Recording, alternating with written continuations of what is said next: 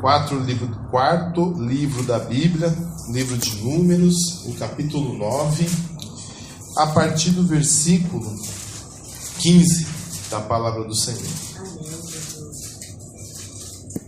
Livro de Números, o capítulo 9, a partir do versículo 15, diz assim a palavra do nosso Deus: E no dia em que foi levantado o tabernáculo, a nuvem cobriu o tabernáculo sobre a tenda do testemunho, e a tarde estava sobre o tabernáculo com uma aparência de fogo até a manhã.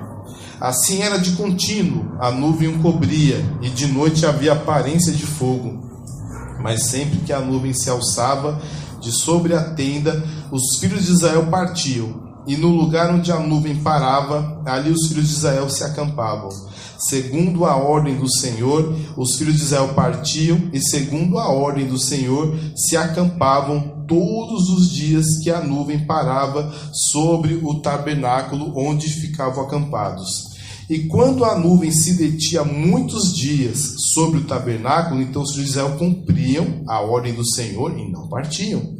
E quando a nuvem ficava poucos dias sobre o tabernáculo, segundo a ordem do Senhor, se alojavam, segundo a ordem do Senhor, partiam. Porém, outras vezes a nuvem ficava desde a tarde até a manhã, e quando ela se alçava pela manhã, então partiam, quer de dia, quer de noite, alçando-se a nuvem, eles partiam. Amém? Amém? Glória a Deus, irmãos. Eu queria aqui falar com os irmãos sobre as nossas tribulações. Estou vendo aqui na palavra do Senhor sobre como nós somos provados. Eu queria achar algo da parte de Deus para passar para a igreja, para que a igreja pudesse entender sobre essas provações que nós passamos. Algumas provações, elas são como as de Jó, né? A provação de Jó, ele não fez nada, né? Não tinha algo que justificasse ele perder todos os seus bens, todos os seus filhos e perder a sua saúde. Mas Deus assim provou a Jó, para que pudesse mostrar para o inimigo que há homem e há mulher de Deus na face da terra. Que ninguém serve a Deus apenas por interesse, mas sim porque Ele é Deus. Como falou Jó, a mulher dele, depois que ele ficou muito doente e tinha perdido tudo, falou: ainda retém a tua integridade? Amaldiçoa o teu Deus e morra. Aí falou: como fala qualquer doida mulher, assim fala tu. Não recebemos o bem de Deus, por que não receberíamos o mal também? E a Bíblia diz: e assim Jó não pecou com seus lábios. Então não tem nada, Jó não pecou, não fez nada, né? Porque geralmente quando a pessoa está numa provação muito forte, a gente fala: mas ele não é crente? Mas o fulano não ora, o fulano não busca, não faz jejum, não mudou o seu modo de falar, não mudou o seu modo de agir, não mudou suas vestes, agora não é crente. E por que passa por isso? Muitas das vezes, irmãos, é a acusação do próprio Satanás. É verdade. A Bíblia diz que o inimigo, lá em Apocalipse capítulo 12, que houve guerra entre o diabo e os seus anjos, e Miguel e os seus anjos. E os anjos de Miguel prevaleceram sobre os anjos do diabo, eles foram expulsos. E disse: alegrai-vos, ó céus, e os que nele habitam, pois já há derribado aquele que acusava os nossos irmãos de dia e de noite. Então há coisas que acontecem na sua vida porque o inimigo está te acusando de dia e de noite. E Deus prova a mim e a você, para que nós possamos mostrar para o inimigo que nós não somos como ele, que tinha uma situação privilegiada, mas colocou no coração que queria ser semelhante ao Altíssimo. O inimigo nunca quis ser maior do que Deus, isso é mentira. Nem igual a Deus ele queria ser, ele não é burro, ele sabe que não tem como ser maior do que ele criou, né? Se Deus criou ele não pode ser maior do que Deus. Ele queria ter um reino paralelo, mas os anjos de Deus os expulsaram de lá. E ele não se tornou inimigo de Deus. Ele é o seu inimigo. Ele é o meu inimigo. não de Deus. Quem vai ser inimigo de Deus, né? Não tem como ser inimigo de Deus. A pessoa, o Brasil é inimigo dos Estados Unidos. Não é, né? O Brasil, se for inimigo, está invadido outro dia, né? Então não tem como ser inimigo de alguém muito mais poderoso do que você. É simplesmente, ele é o nosso inimigo. Algumas provações é sim o nosso pecado. Existem provações que infelizmente os nossos pecados nos levam a sermos provados. Acontece. Não temos como negar. Como Davi. Davi, ele pecou com Betseba e o profeta Natan, foi o Natan, chegou até ele e disse: olha, o Senhor perdoou a tua iniquidade, mas desde agora nunca mais a espada irá sair da tua casa. E aquilo que tu fizeste escondido, irão fazer em cima dos telhados. Ele adulterou de forma escondida. Se Deus não revelasse, até hoje a gente não ia saber que Davi pecou com Betseba. É porque o próprio Deus revelou para o profeta Natan. Só que depois de algum tempo, acredito eu, por volta de uns 15, 20 anos, o próprio filho dele, Absalão, subiu no telhado e adulterou com as concubinas do pai dele, na frente de todo mundo, conforme a palavra de Deus. E Davi sofreu muito, porque o próprio filho se levantou contra ele, houve guerra sobre guerra, ele quase morreu na mão de um gigante. Depois teve um outro homem que se levantou contra ele, filho de Bicri, que se levantou contra ele. Então ele sofreu muito. E mesmo bem velhinho, os dois filhos dele brigaram. Salomão e um outro filho dele brigaram para ver de quem seria o reino. Teve guerra o tempo todo, nunca teve paz. Por quê? Por causa do pecado dele. E a Bíblia diz que já perto da velhice dele, o anjo do Senhor ficou em cima da colina de Baraúna, onde foi feito Araúna, que depois foi feito o templo de Jerusalém, tirou uma espada e ia matar todo mundo. Aí Davi pediu perdão, falou: não, me perdoa, quem pecou foi eu, não foi o povo. Ou seja, por causa do pecado de Davi, houve tribulação para ele, por causa do pecado dele. Então também não vamos dizer assim: ah não, Deus nunca castiga, Deus nunca visita a iniquidade. Ele visita sim, às vezes sim.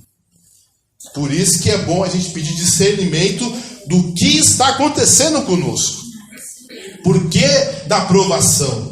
Por que do castigo? Será que é um castigo ou uma aprovação? A aprovação é para você ser aprovado. Aleluia. O castigo é para você ser corrigido, né? Bem-aventurado é o homem ao qual Deus castiga. Está lá no livro de Jó, no capítulo 5, versículo, eu não me lembro, mas está lá em Jó capítulo 5. Bem-aventurado o homem ao qual Deus castiga. E no caso que eu vou ler aqui, não é por causa de castigo. Não foi porque ele foi por causa de pecado dele assim, mas não foi pelo castigo. Porque era Deus aperfeiçoando o seu povo. Era Deus aperfeiçoando os filhos de Israel. Os filhos de Israel ficaram 40 anos no deserto. 40 anos, um lugar que eles podiam chegar em 6 dias. Em 6 dias, os filhos de Israel poderiam sair do Egito, tinham o caminho dos filisteus, e eles já podiam chegar em Canaã. Mas Deus, para provar o coração daquele povo e também provar que Ele é Deus, primeiro Ele levou aquele povo entre o deserto e o Mar Vermelho. E ali Ele fez um grande sinal, o maior milagre do Antigo Testamento, que foi a abertura do Mar Vermelho. E o povo passou em seco. Quando os egípcios foram passar, as águas cobriram os carros e os cavaleiros de Faraó. Mas o povo de Israel passou em seco. Mas tinha um caminho para eles, mais fácil. Mas Deus queria mostrar para Faraó, para os egípcios e para os israelitas que Deus é Deus. Ele faz o que Ele quer. E ali eles passaram. Depois, irmãos, eles foram para aquele deserto. Eles podiam chegar num caminho mais ou menos de 3 semanas, um mês no máximo. E eles chegaram rápido até a borda de Canaã. Eles chegaram em Cades Barneia, já era Canaã praticamente ali. E Moisés mandou uns espias para dar uma olhada, para ver como era a terra de Canaã. E o que acontece? Aqueles espias viram que o povo, havia gigantes na terra de Canaã. Eles viram que era um lugar de leite e mel, que manava leite e mel, mas porém tinha um problema, eram pessoas poderosas, eram homens gigantes, eram homens valentes, cidades muradas. E eles desanimaram o povo. Não dá pra gente lutar, existem gigantes. Hoje em dia, irmãos, a gente não consegue acreditar, mas na terra de Canaã, na terra do Egito e na terra da Filisteia, existiam gigantes, pessoas que tinham 3 metros de altura. Está na Bíblia. Se você ler o livro de Números e o livro de Deuteronômio, diz sobre Og. Og era o rei de Seom, e ele era um homem que tinha quase 4 metros de altura. Você imagina lutar com um homem de 4 metros de altura. Mas existiam esses homens. A ciência hoje não acredita, mas na Bíblia é clara que eles existiam. Golias tinha 3,50 metros de altura. A Bíblia diz que haviam 5 gigantes dos filisteus que Davi e os servos de Davi mataram. Que havia um gigante no Egito também que um dos servos de Davi matou. E a Bíblia diz que Caleb matou os filhos de Enaque que havia em Hebron. Lá havia gigantes. E Moisés, junto com o povo, matou Og, rei de Seom, que era também um gigante. E aquele povo ficou com medo desse povo, só tinha gigantes. Como vamos lutar com pessoas que têm 4 metros, 3,50 metros de altura? Não temos condições, eles ficaram com medo. Aí Deus tinha que aperfeiçoar esse povo. Porque aquele povo que saiu do Egito, ele era um povo que estava já acostumado a viver de provisão. Eles eram provisionados. As casas que eles tinham, eles não compraram. A casa era dada. A comida que eles tinham, eles não compravam com o dinheiro deles. Era dado. Tudo que eles tinham, as roupas, a alimentação, a casa, era tudo doado. Em compensação, eles eram escravos. E ao chegar nesse deserto, e ao se deparar com esses gigantes, com essas cidades muradas, contra esses lugares que tinham carros de ferros, eles falaram: não dá, eu prefiro ir para o Egito. Porque lá eu vou comer, lá eu vou beber, eu vou ter onde dormir, vou trabalhar feito condenado, de domingo a domingo. Mas eu tenho que comer, eu tenho que beber. Eu não quero arriscar a minha vida, eu não quero que meu filho morra, seja feito um escravo pior do que era no Egito. E ficaram com medo. Então o que Deus fez? Eu vou purificar este povo. Eu vou tirar esses medrosos. Eu vou tirar esses que têm a mentalidade de escravo. Eu vou tirar esses que falaram que os nossos filhos seriam presas. E os filhos deles que irão herdar a terra que eu prometi para eles. Eles não vão reinar. E aqui o que me chama a atenção, irmãos, é o seguinte. Que aí que vem a pregação da provação. Que tem provação que Deus manda que é para te purificar mesmo. É provação realmente para que você seja um crente melhor. Para que você ore mais. Para que você jejue mais. Para que você leia mais a Bíblia. Então, recapitulando, a aprovação que é simplesmente porque o inimigo te acusa. Ele te acusa. E aí Deus permite a aprovação para que você seja aprovado. Para mostrar para o inimigo que o sangue de Jesus tem poder de nos purificar de todo pecado. Ainda que ele nos acuse. E muitas vezes muitos caem porque sente muito forte a acusação. Às vezes nem foram provados ainda, mas só pela acusação já cai. Irmãos, o trabalho do inimigo realmente é de enganar. O trabalho do inimigo realmente é de acusar. Não ouça a acusação dele. você tem um advogado. Glória a Deus. A Bíblia diz assim, que se nós dissermos que não pecamos, nos fazemos mentirosos. Mas que podemos saber que nós temos um advogado perante Deus e Pai.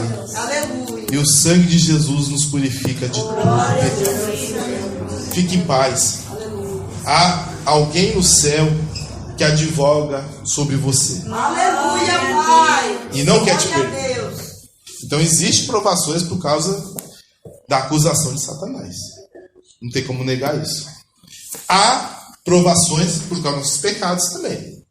Nós pecamos, o Senhor perdoa, mas há consequências. A consequência não tem jeito. Ah, pecou, Deus perdoou, não vai acontecer mais nada. Não. O pecado tem consequência. O salário do pecado é a morte. Então o pecado, ele tem consequência. Não é, pecou, perdoou, tá tudo bem. Não. Você foi absolvido diante de Deus. Mas as consequências continuam. Por exemplo, se uma pessoa matou, roubou, aceitei Jesus. Aí vem pra cá, aceitei Jesus, eu matei, roubei, pintei um 7 no mundo. Eu falaria, vai pra delegacia e se entregue. Mas eu me arrependi. Sim, você resolveu o seu problema diante de Deus, mas não diante dos homens. Existe a justiça de Deus, Deus te justificou e te perdoou, mas você matou pessoas, você cometeu crimes, você roubou, você traficou. Então você está devendo para os homens. Então se entregue para os homens. Tem consequência. A gente não pode ser covil de ladrões. Nós não podemos. Lembra de falar assim: olha, eis que transformaste a casa do meu pai, que é a casa de oração, em covil de ladrões e em comércio. Não faça isso. Então, assim, pecou, Jesus perdoou, mas as consequências vêm. E muitas vezes as consequências são provações muito fortes, são castigos de Deus mesmo, para realmente você se emendar, para que você realmente aprenda e saiba que o pecado tem consequência. Ninguém sai desse mundo sem pagar a sua dívida diante de Deus. E há momentos que o Senhor, Ele quer te aperfeiçoar. E o povo de Israel foi exatamente isso. Eles ficaram no deserto 40 anos. E como a Bíblia aqui diz claramente, que eu acho assim, muito interessante, que eles seguiam a nuvem. Foi Deus que colocou eles no deserto e determinou o tempo que eles ficariam no deserto. Não foram eles que decidiram, a gente não tem para onde ir, a gente não tem o que fazer. Não, eles poderiam procurar um lugar para morar. Eles poderiam procurar talvez uma terra de pessoas mais pacíficas. Poderiam até voltar para o Egito, por mais que Deus falou que não, mas eles podiam voltar para o Egito. Mas o que Deus determinou? Não, a minha nuvem vai ser o sinal que eles têm que ficar no deserto. Então a nuvem pousava sobre o tabernáculo, eles sabiam, vamos ter que ficar aqui. A nuvem está no tabernáculo. Quando a nuvem subia, não importa se é de dia ou de noite, eles tinham que sair e seguir a nuvem. E aonde a nuvem parava, eles paravam. Eu digo uma coisa para você agora: essa provação que você estamos passando, é Deus que está permitindo, e ela vai acabar no tempo de Deus, não no nosso tempo. Ela vai acabar no tempo de Deus. Foi o Senhor que colocou, foi o Senhor que determinou isso sobre a minha e a sua vida. Mas é para nos provar, mas é para nos purificar.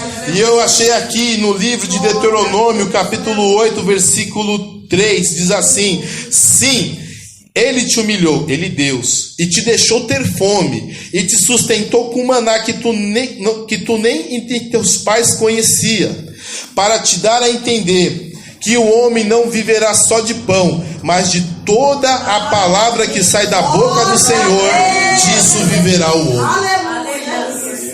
Muitas vezes o Senhor, viver no deserto é humilhante, irmãos. Deserto não tem fonte de águas, né? Se você estiver no meio do mato, você vai num lugar assim um pouquinho mais altinho, tem um morrinho, tem umas bicas de água, tem umas nascentes, não tem erro. Onde tem muita árvore e tem um morrinho, um outeiro, pode ir lá que tem uma aguinha passando, não tem erro, vai ter, irmãos. porque a água da chuva se acumula e faz aquela nascente. Mas no deserto não dá. No deserto não chove. No deserto é mais difícil achar fonte de águas. Existe, mas é mais difícil. No deserto não dá para plantar. No deserto não dá nem para caçar. Só tem cobra, lagarto, escorpião e aranha. Só isso. No deserto não tem cabra, não tem cotia, não tem anta, não tem veado, não tem cervos. É só esses bichos, é só lagarto. E é ruim, né? Nunca comi, pra falar a verdade, né? O povo come. Mas só tem esse tipo de bicho. E no deserto não tem bicho grande. Não tem aqueles teiu grandão que você pode comer o rabinho do bicho. Não tem. É aqueles calanguinhos pequenininhos. Então é difícil viver no deserto. Tem serpentes. Não é fácil viver. Não chove. É um calor de rachar o coco de dia e um frio de congelar os narizes de noite. Mas é o lugar que Deus, Ele molda os seus servos. Jesus, assim que foi batizado, Ele foi guiado pelo Espírito para o deserto. João Batista, quando começou o seu testemunho, ele foi para o deserto. Porque é onde Deus, Ele aperfeiçoou os seus profetas. É onde Ele aperfeiçoou os seus servos. Quando Deus chamou Israel do Egito, Ele não fez passar pela terra dos filisteus, não fez passar pela terra de Midian, ali em Cades Barneia, mas eles passaram pelo deserto. O deserto é onde Deus coloca, é onde Deus prova o povo dele, para o povo dele saber que eles vivem conforme a vontade de Deus. Não vai viver na abundância, não vai viver esplendidamente, não vai viver nos palácios, tem que viver nas tendas.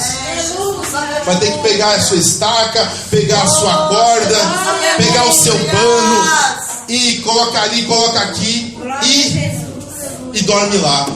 Mas como eles não morriam no deserto? Que o irmão acabou de falar que de dia é um calor de rachar coco, dá para fritar um ovo no chão. E dá mesmo. Não estou brincando, dá para fritar um ovo no chão no deserto. E de noite é um frio de menos 0 grau, menos 1 grau, menos 2 graus nessa região lá da Palestina. E como eles viviam? Se Deus te colocou no deserto, Ele provê. Aleluia! E Deus proveu para o dia a nuvem. Então o sol não rachava o coco deles. E de noite, que é um frio, aquele frio de lascar, e lá não tem calefação, lá não tem aquecedor, não tem como colocar lareira, você está numa tenda. Se você botar fogo numa tenda, você vai botar fogo na tenda e vai morrer. Mas a Bíblia diz que havia uma coluna de fogo. Glória a Deus! Eles não precisavam nem fazer fogo lá. O próprio Deus descia fogo do céu e fazia uma coluna e os aquecia de noite e uma nuvem de dia para eles não morrerem de calor. E vai comer o quê? Vai comer cobra? Gente que come cobra e morre, né? Porque cobra é todo bicho que não come mato é perigoso você comer, né? Tem um lugar certo para comer o bicho. Muito perigoso comer bicho que não come mato. Vai comer cobra, vai comer lagarto, vai comer escorpião. Nem gafanhoto passa, que a Bíblia permite comer gafanhoto. Nem gafanhoto passa, porque não tem mato, né? Gafanhoto gosta de mato, não tem mato. Vai viver de quê? Deus manda maná do céu. Aleluia! Aí dá para fazer bolo, dá para fazer pão. Irmãos, a aprovação que vem da parte de Deus para aperfeiçoar crente não é para matar. Aleluia! É a promessa de Deus. Você não vai comer um bife, você não vai comer picanha, você não vai comer bacalhau no Natal, não vai comer bacalhau na Páscoa, na Semana Santa, você não vai comer pernil no Natal, não vai comer peru no Natal, mas Deus vai prover comida. Você não vai ter a melhor roupa, mas como a Bíblia diz assim, que os sapatos deles não envelheciam, os seus vestidos, as suas roupas não se rompiam, porque o Senhor provê. Mas tudo isso, irmãos, é porque Deus tem preparado algo grande. E quando Deus prepara algo grande para o seu povo, o povo dele tem que passar pelo deserto, tem que passar pelo esse estreito mesmo, tem que passar por essa situação de humilhação. É como eu acabei de ler. Ele te humilhou. E a gente muitas vezes fala, mas por que Deus está me permitindo eu ser tão humilhado? O que diz a Bíblia? Muitos exaltados serão humilhados, e muitos humilhados serão exaltados. Se o Senhor tem te humilhado e você não sabe, mas o que eu fiz, né? O que eu pequei? Eu pequei igual Davi, eu aprontei igual Davi? Não, né? A gente não fez igual Davi, né? O que você fez, né? Será que é Satanás te acusando? Pode ser. Pode ser. Mas geralmente a acusação de Satanás, ela é muito parecida com essa. Às vezes Deus te abate para te exaltar. Ele te coloca no montouro, mas depois te coloca entre os príncipes do seu povo. E muitas vezes Deus te humilha porque Ele tem preparado algo melhor. Aleluia, Deus. E você tem que entender que tudo vem de Deus. Glória a Deus, aleluia. O Deus que dá é o Deus que tira. O Deus que dá vida, mas também Ele mata. O Deus que prospera, mas também é o Deus que empobrece. E tudo vem dele. Aleluia. O pobre e o rico vieram de Deus. Os dois vieram de Deus. Um para fazer oposição ao outro. Então temos que entender, irmãos, que se você está numa situação de humilhação, é porque o Senhor quer te exaltar. É porque o Senhor quer te exaltar na terra dos viventes. E temos que suportar. Bem-aventurado é o varão que suporta a provação. Suporta, porque coisas grandes o Senhor tem para a sua vida. E é assim mesmo. Não é bom morar, ainda que Deus provê, não é bom, né? Você queria estar na sua casa. Na época já existia casa de pedras, casa de tijolos, né? Eles estavam morando em tendas. Tanto que depois que eles chegaram na terra de Canaã, eles moravam em casas normais, não moravam mais em tendas, eles pararam. Só havia um povo, que eram os filhos de Recabe, que moravam em tendas e não bebiam vinho, né? A Bíblia diz que eles não bebiam nem vinho e nem moravam em casas, eles moravam em tendas. E por mais ou menos uns 200 anos de viver assim, e viveram bem. Até que o Nabucodonosor cercou o reino de Judá, eles tiveram que entrar na cidade. Mas a gente quer morar com conforto, né? A gente quer o conforto para nossos filhos, nós queremos o melhor. Mas Deus quer muitas vezes guardar o seu coração. Para aprender que o melhor da terra não é comer do bom e do melhor. Não é ter roupa de seda. Não é ter carro do ano todo ano. Não é trocar de casa todo ano. Não é trocar de sapato todo ano. Não é escolher o que vai comer toda noite. Essa segunda-feira eu quero ostras, na terça-feira eu quero lagosta. Por acaso eu nunca comi lagosta. Na minha festa vai ter caviar. Eu também nunca vi caviar na minha vida. Não sei, né? Já tem música sobre isso. Então, eu também nunca vi. Eu só sei que vem lá. Não vem caviar mesmo? Vem da Rússia, vem da Ucrânia. É bem raro o caviar, é muito difícil. Então, essas coisas a gente não tem, né? Não tem como escolher. Eu vou comer massa na quinta-feira, vou comer feijoada na quarta. Não dá pra gente escolher sempre.